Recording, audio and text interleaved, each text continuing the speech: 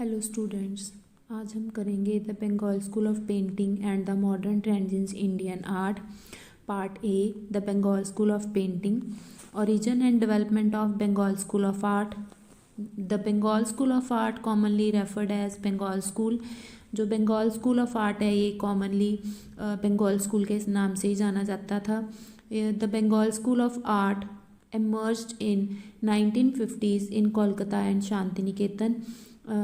Bengal school है जो emerged हुआ था 1950s में कोलकाता एंड शांति निकेतन में। With the coming of the British empire in India there was a decline in Rajput and Mughal school of painting toward 19th century. 19th century में British empire जब India आया तो राजपूत और मुग़ल स्कूल ऑफ पेंटिंग है वो बिल्कुल decline हो गए थे, डिग्रेड हो गए थे due to historical reason. Even after many efforts Britishers could not develop the western art of painting in India. बहुत सारे एफर्ट्स करने के बाद भी ब्रिटिशर्स वेस्टर्न आर्ट को इंडिया में डेवलप नहीं कर पाए, हेल्पलेस थे। By the end of 19th century and beginning of 20th century, this art came to the end with Raja Ravi Verma.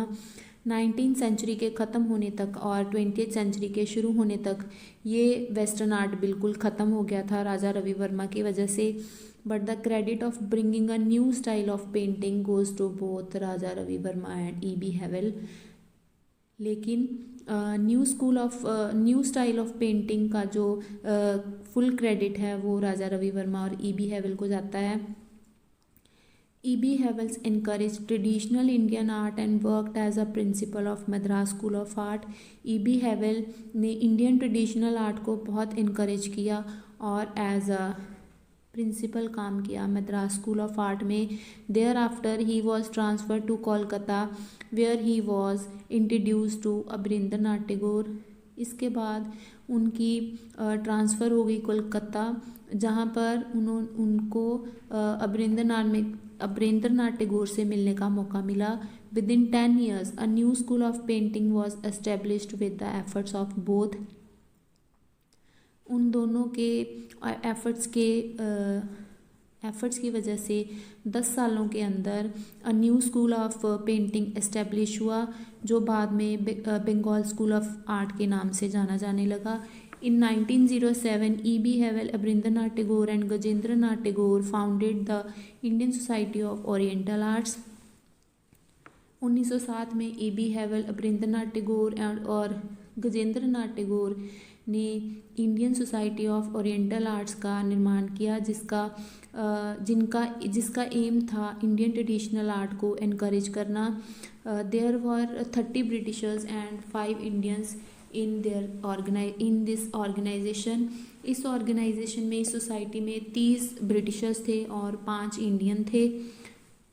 After 1 year in 1908 the exhibition of painting was organized in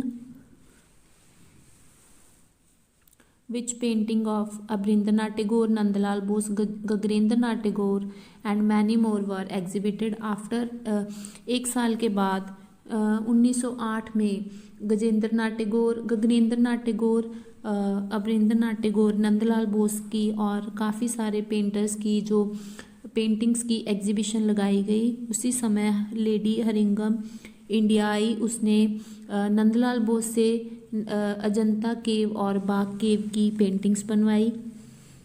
Nanda Kumar Swami arranged several exhibition of Indian paintings in foreign countries which resulted in obtaining respect and fame for the Indian painting in other countries too। Nanda कुमरा स्वामी ने अलग अलग countries में अलग अलग exhibition arrange की जिसके result में उन्हें बहुत ज़्यादा रिस्पेक्ट और fame milli.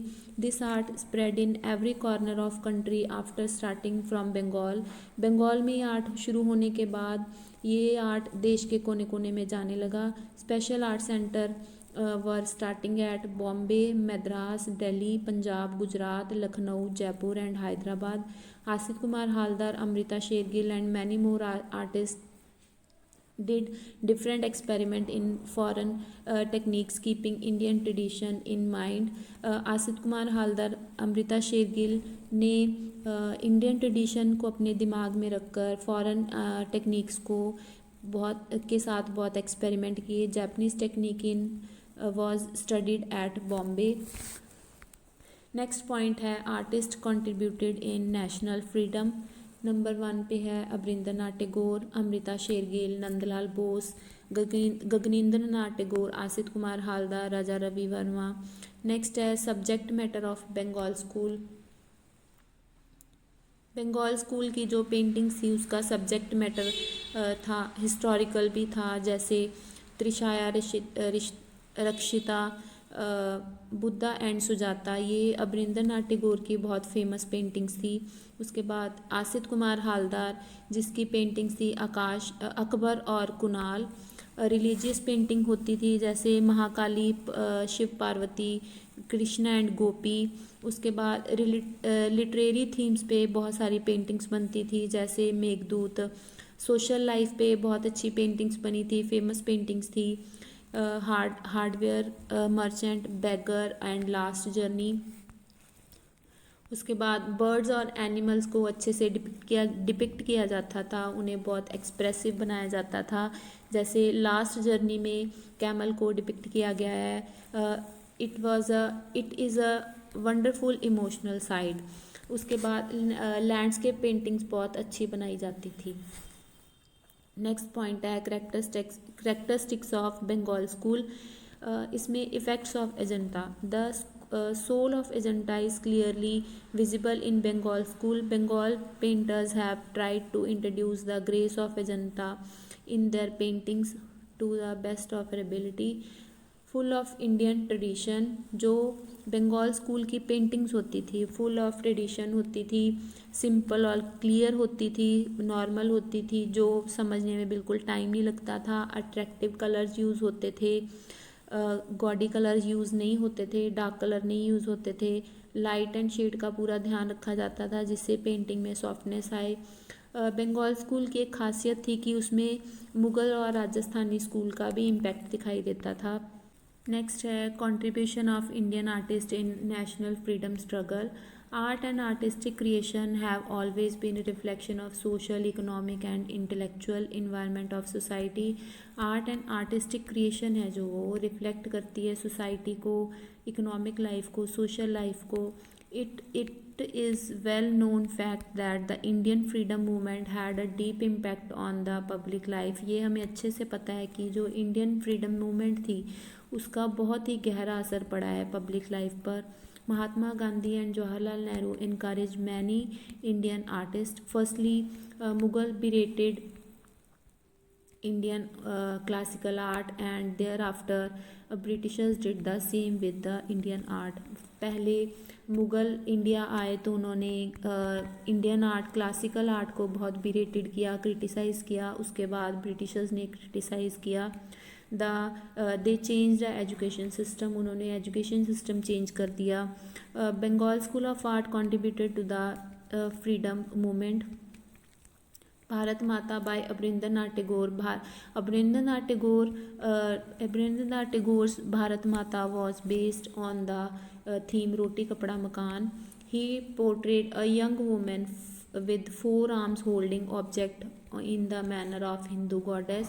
It showed a Bengal peasant woman draped in a saffron from head to toe. उन्होंने अपनी पेंटिंग में दिखाया कि एक बंगाली कामकाजी महिला, उसने सैफरन रंग के, केसरी रंग के कपड़े को अपने से सिर से लेके पैर तक ढका हुआ है. Holding in her 4 hands a piece of white cloth, a book and sheaf of grain and rosary. उनके चारों हाथों में सफ़ेद कपड़ा, एक किताब, अनाज और माला थी.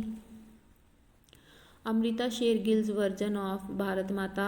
अमृता शेरगिल ने भी भारत माता की पेंटिंग बनाई थी जो बिल्कुल रियल इमेज थी, वेरी डाउन टू अर्थ, बिल्कुल सिंपल साधारण पेंटिंग थी. She painted Bharat Mata as a poor peasant mother with her poor children. उन्होंने एक गरीब कामकाजी महिला की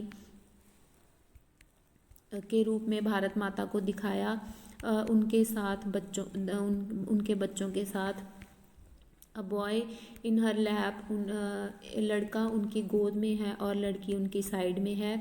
the theme is poverty of rural India, उनकी पेंटिंग का थीम था भारत के गांव की गरीबी। नेक्स्ट पेंटर है Purna Ghosh. Another artist painted Bharat Mata based on the song by Dhwajendra Lal Roy, who referred to his motherland as Bharat Janani who rises from blue sea. Nandlal Bose, another artist of Bengal School of, contributed gently to Indian national movement as he painted the portraits of national leaders and Swaraj movement.